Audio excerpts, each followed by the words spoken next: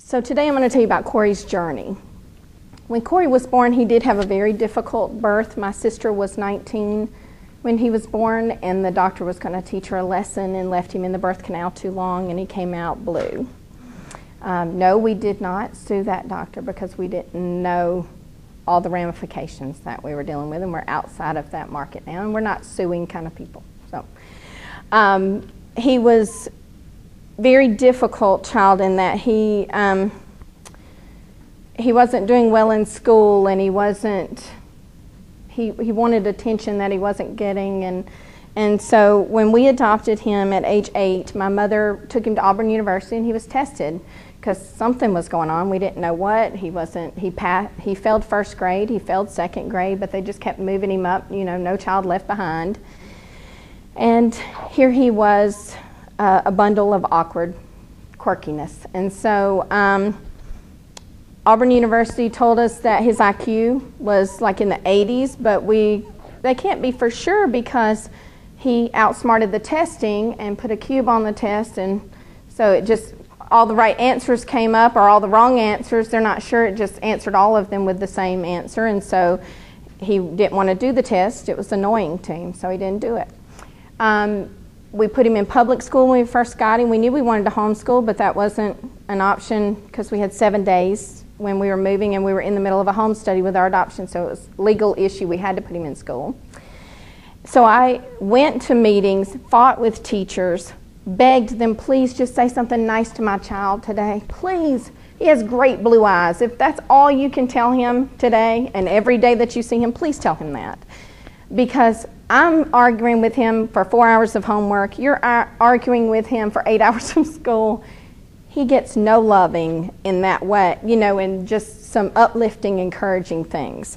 And so I just had these battles with him. I refused to do the homework. You can do whatever you want to him. I'm going to pull him out of school and homeschool him anyway. I just need a little time. So their thing was, you need to medicate him or he cannot come in my classroom. And I just looked at his teacher, said, you know, just got in her face and said, I'm not medicating. I don't want to medicate him. I like his quirkiness. He's a very funny guy.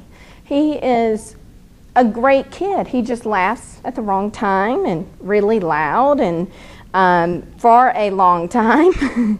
He won't, you know, he has these issues, but I don't want to medicate him. I'm also a nurse, and that's just something I don't want to do.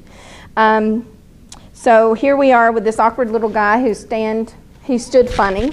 He would stand heel to toe like this every time he stood still. I can't do it. He can, but we try not to encourage it. But if you want to see it, he can demonstrate it for you. He would not look at you when he spoke to you. We were always saying, look at me when I'm saying this to you. I need you to pay attention to me. We could tell him, I want you to take the trash and throw out the trash outside, and he would go outside to throw balls because he thought we said it was go outside and throw a ball. How did you get that from throw the trash out? You know, how did you get that? So we're having he couldn't follow instructions. You could give him 1, 2, and 3, and he couldn't do it. We would give one at the time. Here's your task, come back to me, and I'll give you another task, and he still would have trouble. Extreme emotional outbursts, just rage in this child, and we thought, well, is it emotional from, you know, birth on until we got him? Is it what we're doing? Is it, you know, what is going on with him? But multiple extreme, like 2, 3 times a day, just extreme. He would hit his head like this and just say, I'm stupid, stupid, stupid. And he had been told that by so many people. Sorry. He was very shy, and he did not make friends easily.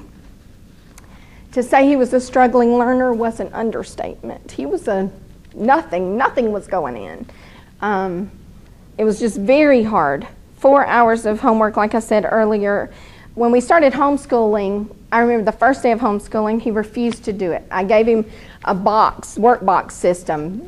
Sue Patrick does a workbox system. Her children are autistic. I thought, well, they say mine is. I never got a full diagnosis, but they say he is. And so I'm going to do this workbox system. It's going to work for us. And I showed him the workboxes, and he locked down. There are 12 boxes. He couldn't do 12 things. I said, just copy this scripture from this Bible to this note card because I want you to memorize this scripture today. He sat at his desk for 6 hours with water and bread as a disgrace to myself because I thought if I punished him and I took everything away, you'll sit here, you'll not eat what you want to eat until you copy that scripture as one sentence. And little did I know that was an impossible task for him to do. So he couldn't read, he couldn't write.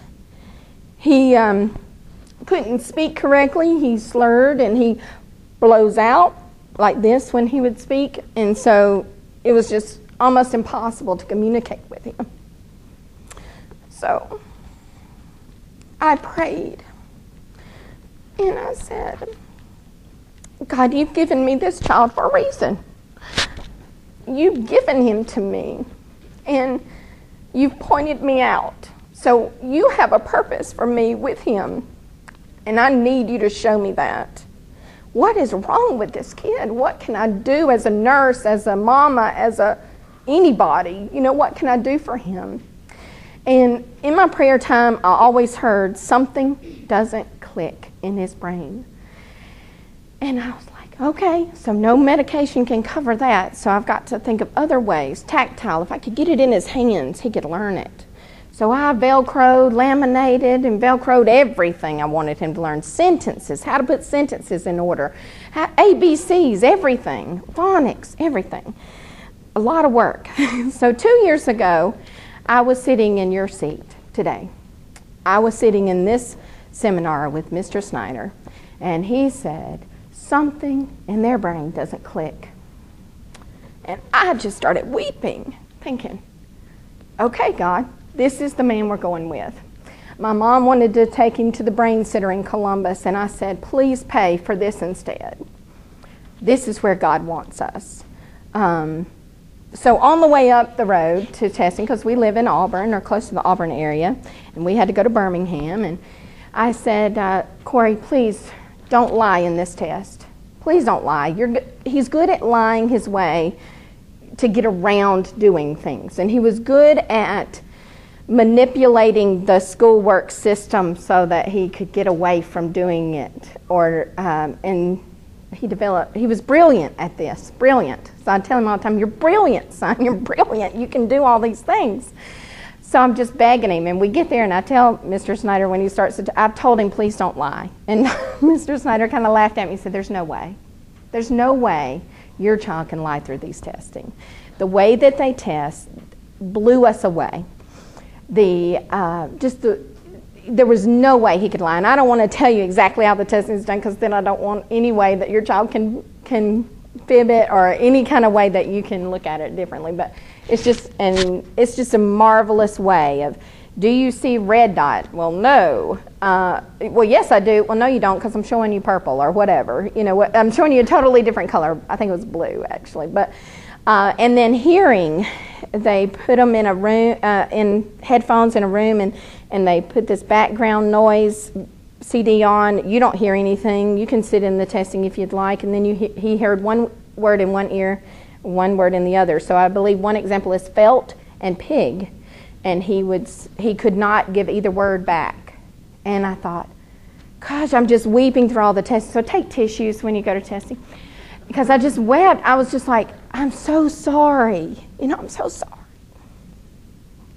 So, the results of those testing were that he had that binocular vision, and his ears work against each other. They did not work together, actually fighting against each other. And his reading level, now he was 12 years old, so it's been 2 years. He was 13, I'm sorry. He was 13 years old in the 7th grade going into the 7th grade, because we tested in August, going into the 7th grade, and he read on a 2nd grade level with 60% comprehension. The way that they test that is awesome. He thought it was cool because he's a techno guy. They put these goggles on and they trace your retinas. Or I think that's right, is that the retina part? So they're tracing them, and she said he reads. They show you a red line of how they read, and he would read back and forth, up and down, And just kind of all around, it was like, how in the world is he getting any information and he can't see it? He can't hear it. So that's why he was that tactile learner that I thought he was. So we wept. We cried a lot. We cried out of relief that when he was young, we had talked about breaking his legs to set him straight. We wept. We did not do that because it was a sensory issue. It was a vestibular sensory issue. So balance, he did that for balance. And what if we had broken them? What stress that would have caused him, and that we didn't medicate, because it wasn't a medicine issue, it was a behavior issue. I mean, it wasn't a behavior issue, it was a sensory issue, and that help was available. And we cried because of grief, because we pushed him. We fought with him every day. You know I told you to take out that trash. Why did you go outside to play? You know, and how bad as parents we felt, you know, for doing that to him and to us, to our whole family. And we wept out of astonishment at what a miracle child he was. That he could eat, and he could say his name, and he could spell it, and he could even write it in cursive. I mean, those are miracles that I didn't know were miracles. So then we went full-fledged therapy. 12 days in a hotel room, starting 7th grade school year with sensory therapy. So it was very crazy, but he went through sensory therapy, and it's a 12-day program. And when we were leaving, my mother came up to help us take all the stuff back that we had accrued over the 12 days. And we were in the car, so she was driving, and I was sitting in the passenger seat. My son was behind me, and Grayson, my daughter, was in the other side. And we had stopped by Edgar's. If you go to therapy in Birmingham, you go to Edgar's, okay? It's the bakery there right around the corner. Awesome bakery. That's in the Birmingham location. But we were sitting there, and Grayson had a cookie, and Cory said, "Mama, I can look at the back of your head and see Grayson eating the head off of that frog cookie." Not only could he see peripheral, he could see the color and knew which end she was putting into her mouth. And I said, "Well, have you never seen that before?" And he said, "I've never seen that before." So why was he getting hit with baseballs? It's peripheral vision that he had none. So just amazing. So they test after they do that as well, and he had full vision.